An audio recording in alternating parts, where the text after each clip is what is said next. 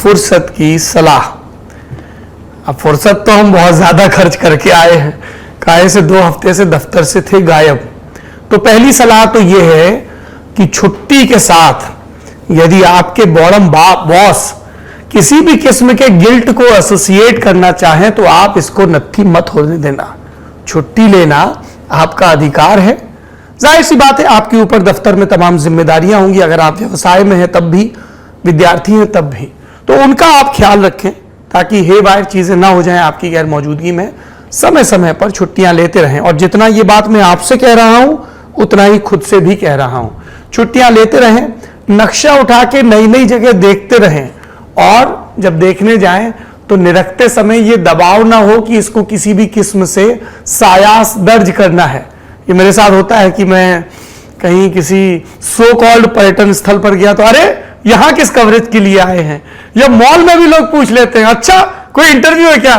भैया मॉल में कोई इंटरव्यू नहीं होता है, और हमारे जैसे सामान्य मानवी भी कभी कभी घूमने जा सकते हैं। तो अपने नाम खूब घूमे, 1 हफ्ता हिमाचल प्रदेश और 1 हफ्ता उत्तराखंड, और उसके बाद भी कहीं कहीं घूमे, और इस दौरान किताबें पढ़ी, जीवन के कुछ शाश्वत सवालों पर विचार किया, खूब ट्रैकिंग की, और कई दिलचस्प लोगों से, विद्वान लोगों से मुलाकात भी हुई, और जो शेर दिलों की सवारी है वो सवारी भी हुई अपनी कार पर। उसको कार नहीं थार कहते हैं, there are cars and then there is Thar. और महिंद्रा ने ये बोलने के लिए कोई पेमेंट नहीं किया है, it's a feeling.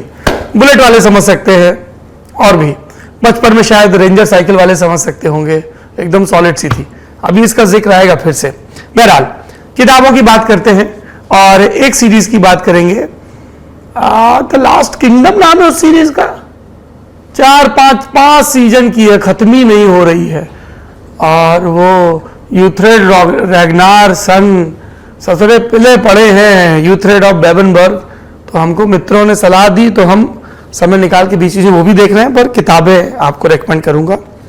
Ernest Hemingway, legendary writer, छोटी सी किताब है, the old man and the सी।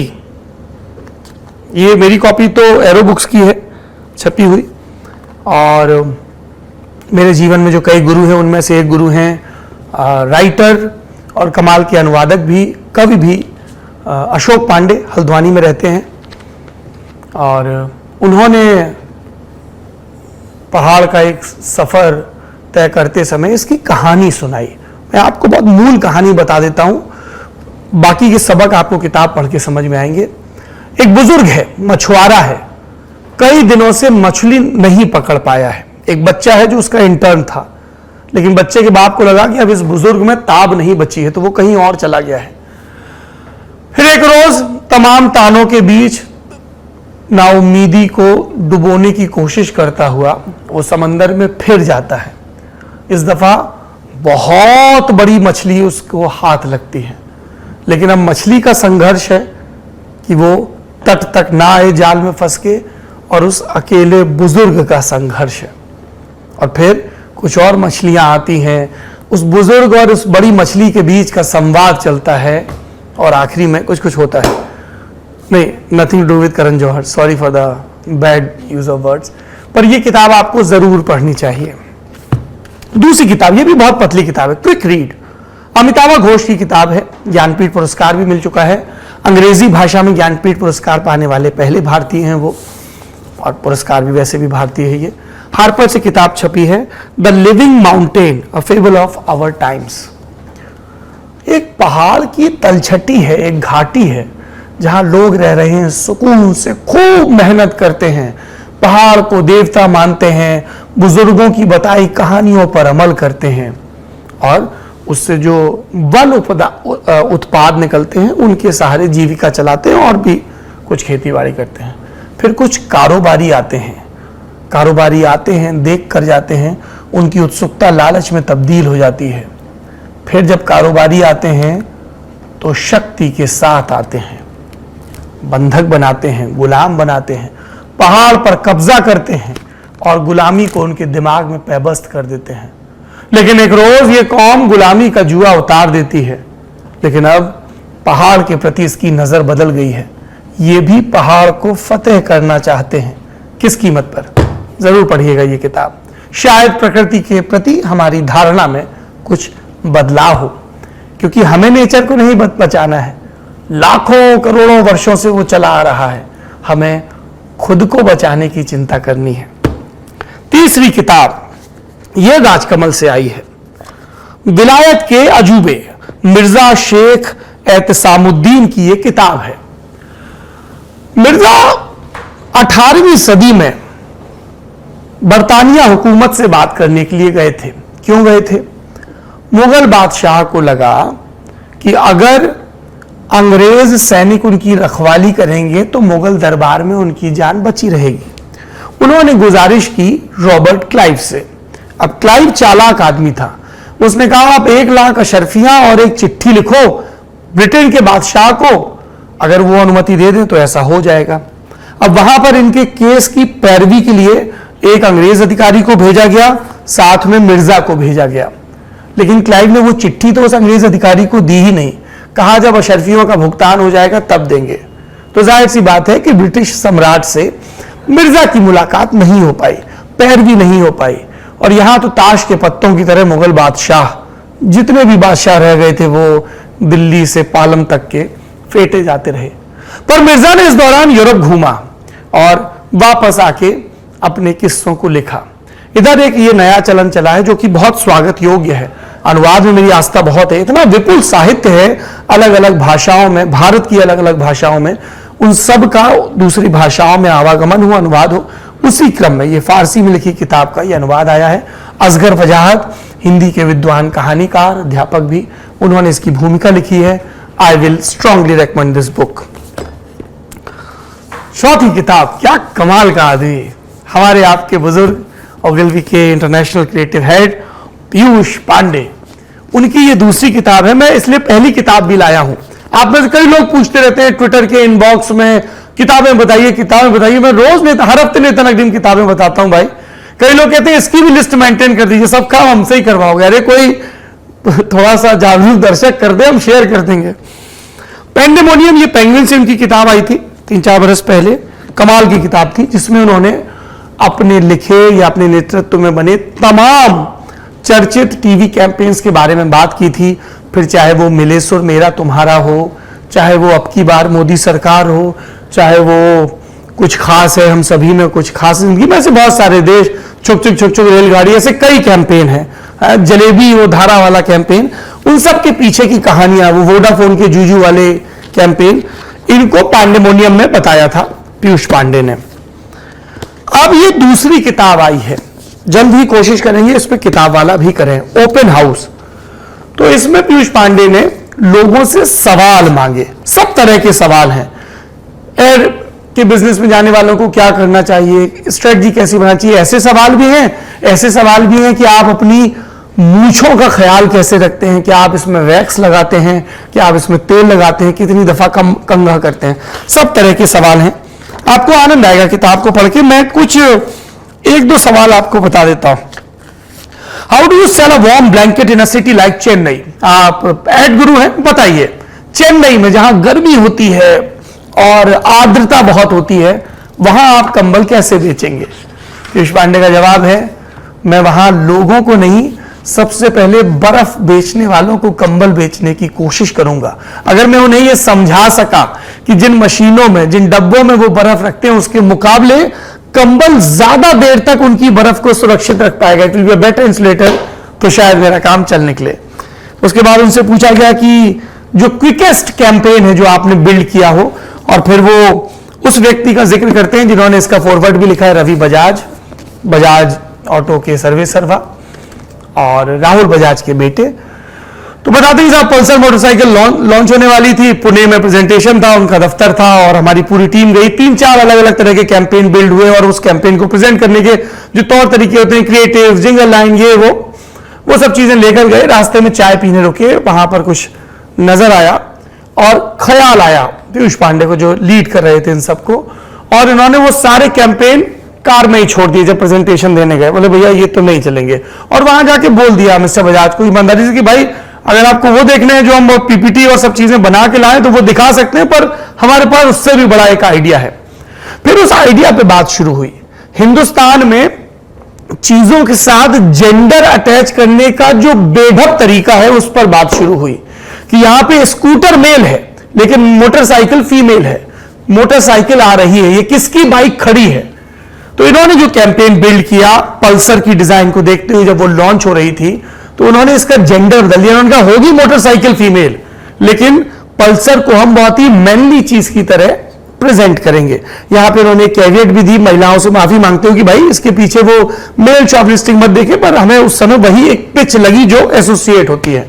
और फिर आती है पल्सर की वो कालजयी लाइन, डेफिनेटली मेल। और वो कैंपेन कितना सक्सेसफुल रहा आप यूं समझ लीजिए कि 20 साल से पल्सर अपने सेगमेंट में बरकरार है, बनी हुई है। और ऐसे ही कई कैंपेन्स के जरिए बजाज ने उस सेगमेंट में अपनी पकड़ को मजबूत भी किया था। तो ऐसे कई उदाहरण हैं जो आपको ओपन हाउस में मिलेंगे। अब इसका शीर्षक भी बहुत दिलचस्प है, बारादरी, जिसके दरवाजे सब तरफ से खुले हों ताकि सब तरफ से विचार आपके पास आ सके। आखिरी किताब Modi at 20 dreams meet delivery, ये रूपा पब्लिकेशन से किताब है। ये किताब कई आर्टिकल्स का कलेक्शन है जो खास तौर पर इसी के लिए लिखे गए हैं। प्रधानमंत्री नरेंद्र मोदी अक्टूबर 2021 में एक प्रशासक के तौर पर 20 बरस पूरे करते हैं। पहले गुजरात के मुख्यमंत्री के तौर पर, जहां पर वो 2001 में गए थे, और उसके बाद भारत के, हमारे देश के हमारे प्रधानमंत्री के तौर पर। तो उनकी कार्यशैली क्या है, उनकी कार्य पद्धति क्या है, इसके बारे में अलग अलग विद्वानों ने लेख लिखे हैं। बहुत ही रेंज है लिखने वालों की। इसमें पीवी सिंधु भी है, इसमें अमित शाह भी हैं, इसमें प्रदीप गुप्ता भी हैं, इसमें नृपेंद्र मिश्रा भी हैं, सदगुरु भी हैं, अरविंद पनगड़िया भी हैं, उदय कोटक भी हैं, अनुपम खेर, अशोक गुलाटी, सुरजीत भल्ला, डॉक्टर देवी शेट्टी, ऐसे कई नाम हैं, अजीत डोभाल भी हैं और भी कई नाम, डॉक्टर एस जयशंकर हैं। सुधा मूर्ति का लेख, वहां से आप, अच्छा इस तरह किताबों के साथ सहूलियत ये होती है कि आपको जरूरी नहीं कि आप पहले पन्ने से पढ़ना शुरू करें और फिर आखिरी तक जाएं, आप ऑथर के हिसाब से भी अपना चैप्टर पिक कर सकते हैं। सुधा मूर्ति एक बड़ी दिलचस्प कहानी इस किताब में शेयर करती हैं। एक महिला की कहानी जो उनके एक डॉक्टर मित्र थे, जहां पर वो गई थी किसी काम के सिलसिले में, तो वहां पे वो कुक के तौर पर काम करती हैं। और वो डॉक्टर मित्र नहीं थे, उनकी पहले से छुट्टियां प्लान थी, पर सुधा जाके वहां पे रुकती हैं, संवाद करने लगती हैं उस कुक से, उसकी चिंताएं, उसकी अपनी बिटिया को लेकर चिंताएं, उन सब पे बात होती है और फिर बात आगे बढ़ जाती है। वो कुछ कहती हैं कि थोड़ा ड्रीम बिग, बच्चों को जरूर पढ़ाओ वगैरह वगैरह। 20-22 बरस के बाद जब कोविड का दौर आता है और पीपीई किट की एकदम से बहुत ज्यादा जरूरत पड़ती है, तो सुधा मूर्ति जी जो कई बड़े ट्रस्ट और फाउंडेशन चलाती हैं, उनके पास एक ईमेल आता है जिस पर उनकी नजर जाती है। एक लड़की का ईमेल है कि आप हमें एक पीपी किट मंगवा कर दीजिए, हमारी गारमेंट की फैक्ट्री है, हमारे 50 लोग काम करते हैं, हम उसी क्वालिटी की पीपी किट आपको सस्ते में बना के देंगे, लेकिन हमारे पास लॉजिस्टिक सपोर्ट के लिए कैपिटल नहीं है, फंड नहीं है, पैसा नहीं है, तो आपको भरोसा करना होगा। तो वो उनको मिलने के लिए बुलाते हैं, वो अपना पूरा सब सिस्टम समझाती है। और सुधा को याद आता है वो पल जब उन्होंने एक मैनेजमेंट एग्जीक्यूटिव ट्रेनी के तौर पे रतन टाटा को, माफ करिएगा, जेआरडी टाटा को चिट्ठी लिखी थी। सो वो उस अकीदे की याद आती है। सुधा कहती है कि मुझे उस लड़की में मैं अपने आप को देख पा रही थी कि ये बड़े विश्वास से कह रही है। वो एक 10 लाख का चेक लिखती हैं, कुछ ही दिनों में पहला सैंपल बन के और पहला जो ऑर्डर है वो तैयार होके आता है, वो डॉक्टर्स को भेजा जाता है और डॉक्टर्स कहते हैं कि भैया ये जो पहले की पीपी किट थी उसके मुकाबले ज्यादा बेटर बनी है। उसके बाद उसको और बड़ा ऑर्डर मिलता है। फिर एक बार वो पहुंचती है सुधा के पास मिलने के लिए और एक दक्षिण भारतीय व्यंजन लेकर जाती हैं। कहती हैं ये मैं आपके लिए लाई हूं और इसको आप खाइएगा और खाते समय इसके ऊपर घी उड़ेल लीजिएगा गरम। So she is surprised. Sudha की अरे तुम्हें कैसे पता कि ये मुझे इतना पसंद है? शी सेज कि मेरी मां ने बताया। ये वही महिला थी जो 20-22 बरस पहले कुक के तौर पर एक घर में काम कर रही थी और तब भी इस तरह का दोनों के बीच, महिलाओं के बीच संवाद हुआ था। फिर वो मां को भी ऊपर बुलाती हैं और वो लड़की जो बात कहती है कि मैंने पहले ये नहीं बताया कि मैं उन सरला की बेटी हूं जिन्होंने कभी आपके लिए खाना बनाया था, क्योंकि मैं चाहती थी कि मुझे ये कॉन्ट्रैक्ट मेरी मेरिट के हिसाब से मिले।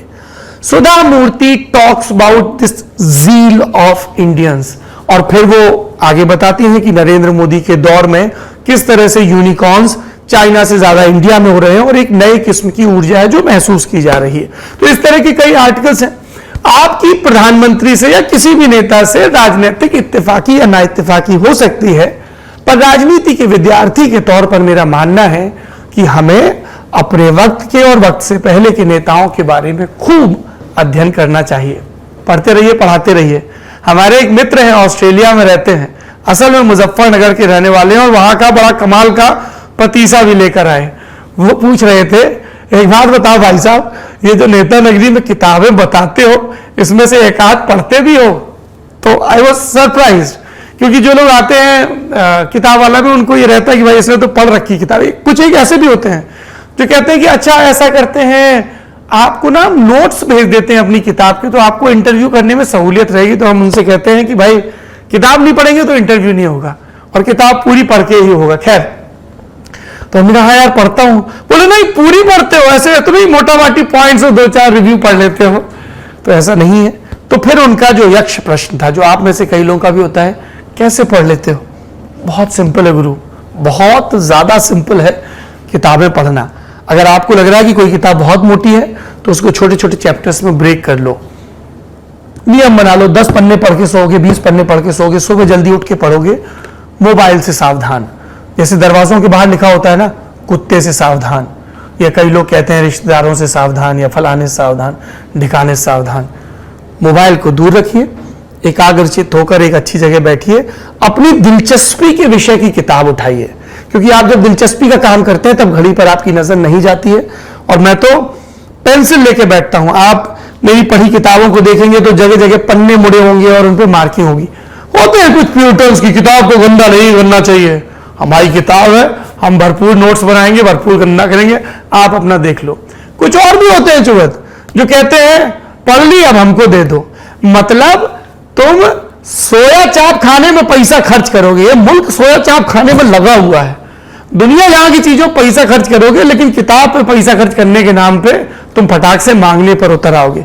भैया ये नहीं है, हमारी किताब हमारी लाइब्रेरी के लिए है, जो लोग जिन पर हमें भरोसा है कि पढ़ के लौटा देंगे उनके लिए है, और बाद में जो गांव में पुस्तकालय बनेगा उसके लिए है। ठीक है, किताबों में पैसा खर्च करिए, जो 10,000 फालतू की चीजों पर करते रहते हो उसके मुकाबले ये एक बेहतर निवेश होगा। इसी ज्ञान गंगा के साथ इस हफ्ते का नेता नगरी समाप्त होता है। आज का पूरा शो आपको कैसा लगा कमेंट बॉक्स में जरूर बताइए। कौन सी किताबें पढ़ रहे हैं, कौन सी फिल्में देख रहे हैं, कौन सा म्यूजिक सुन रहे हैं, कौन सी कमाल की चीजें खा रहे हैं, ये सब भी जरूर बताइए। और हमको जब कमाल की चीज खानी होती है, आजकल हम एक जगह खूब जाते हैं, वहां पे गुरु बहुत सही खाना मिलता है और पॉकेट फ्रेंडली भी है। प्रगति मैदान के पास कैफे लोटा है, अद्भुत भोजन है, अद्भुत जगह है। और ये वैसे भी जो इस तरह की कैंटीन कैफे टाइप की जगह होती हैं, जैसे मुंबई में पृथ्वी कैफे है, ये बड़ी सही होती हैं। तो वहां पे आपको नाना प्रकार का व्यंजन मिलेगा, और घूमते रहिए, खाते रहिए, लोगों से मिलते रहिए। जिंदगी बहुत बढ़िया है, बस इस पे मेहनत करते रहो और मौज लेते रहो, क्योंकि जैसे ही तुम बोरिंग हुए, दिल को लगेगा कि अब धड़कने की कोई वजह बनी नहीं है, बची नहीं है। शुक्रिया, बाय बाय।